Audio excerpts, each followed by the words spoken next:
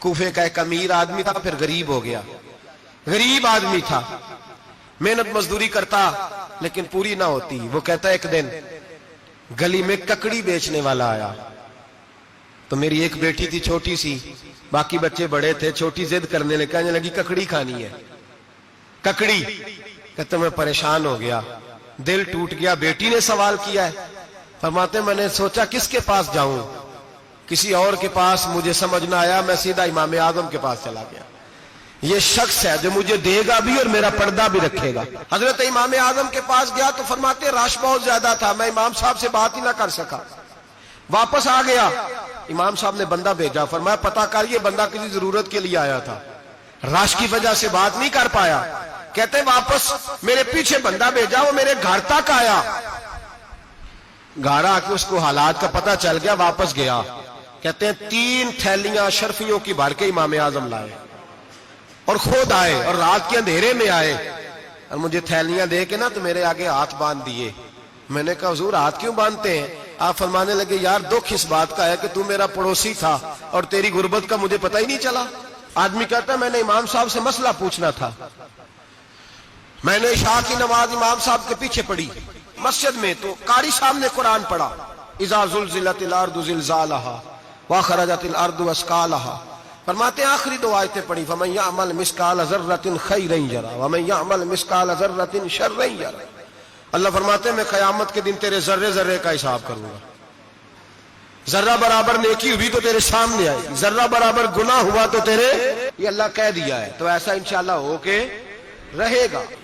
یہ آیت امام صاحب نے سنی تو کہتے ہیں میں نمازی سارے چلے گئے تو امام صاحب بیٹھے اور یوں نہ اپنی داڑھی پکڑ لی، چراغ ٹمٹما رہا، کہتے ہیں داڑھی پکڑ لی اور امام صاحب بیٹھے ہیں۔ میں نے کہا کہ کسی محویت کے عالم میں ہے، سوچ میں، چلے میں تھوڑی دیر میں آتا ہوں۔ کہتے ہیں میں 2 گھنٹے کے بعد آیا تو امام صاحب ایسے بیٹھے ہیں داڑھی پکڑی ہوئی۔ میں نے کہا ٹھہر کے آتا ہوں۔ میں پھر 1-1.5 گھنٹے کے بعد گیا تو ویسے ہی بیٹھے۔ کہتے ہیں تہجد کا وقت ہو گیا، میں مسجد میں گیا تو چراغ ٹمٹمانے لگا، ختم ہونے کے قریب آ گئے، امام صاحب بیٹھے ہیں۔ اب میں نے دیکھا کہ آنکھیں آنسوؤں سے بھری ہوئی ہیں اور اپنی داڑھی پکڑ کے کھینچ رہے ہیں اور کہتے ہیں یا اللہ تو اگر ذرے ذرے کا حساب لے گا تو ابو حنیفہ تو الجھ جائے گا، اے اللہ تو ذرے ذرے کے بارے میں پوچھے گا تو میں تو نہیں جواب دے سکتا، خدا بندہ اس طرح کر، میرے ان سفید بالوں پہ رحم کھا، اے اللہ میرے بڑھاپے پہ مہربانی فرما، مجھ سے نہ ذرے ذرے کا پوچھنا، میں بڑا کمزور ہوں، میں نہیں جواب دے سکتا، مولا مجھ سے درگزر والا معاملہ کر۔ کہتے تڑپ رہے امام صاحب۔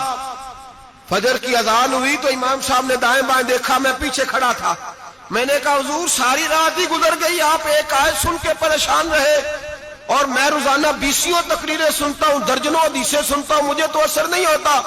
آپ فرمانے لگے مجھے تیرے معاملے کا نہیں پتا، لیکن مجھے اگر تو نے دیکھ لیا ہے تو کسی کے ساتھ ذکر نہ کرنا مجھے، اور فرمانے لگے پھر تو نیک آدمی ہوگا، تجھے نہیں خیال آتا، تو میں تو جانتا ہوں من آنم کے من دانم، پتہ سارا ہے سردار نو کی تیانا۔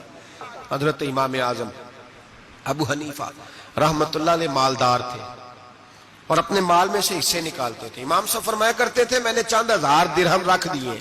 حضور کس لیے؟ فرمایا لوگوں کو قرضہ دینے کے لیے۔ نبی پاک صلی اللہ علیہ وسلم نے فرمایا قرضہ لینے والے کو منع کیا ہے، فرمایا قرضہ ایک قید ہے، بغیر مجبوری کے نہ لینا، اور دینے والے کو کیا کہا؟ فرمایا اگر سامنے والا تنگ دست ہو نا، تنگ دست، تو اسے مہلت دو، جتنی تم مہلت دو گے اللہ اتنے ہی پیسے روز صدقہ کرنے کا ثواب عطا فرمائے گا۔ امام اعظم ابو حنیفہ نے ایک بندے سے پیسے لینے تھے اور حال یہ تھا کہ آپ دھوپ میں کھڑے تھے، ساتھ اس بندے کا مکان تھا، لوگوں نے کہا حضرت دیوار کے سائے میں ہو جائے، فرمانے لگے اس سے پیسے لینے ہیں، اگر سائے میں کھڑا ہوا تو سود میں شمار ہو جائے گا، میں اس سے فائدہ نہیں لے سکتا۔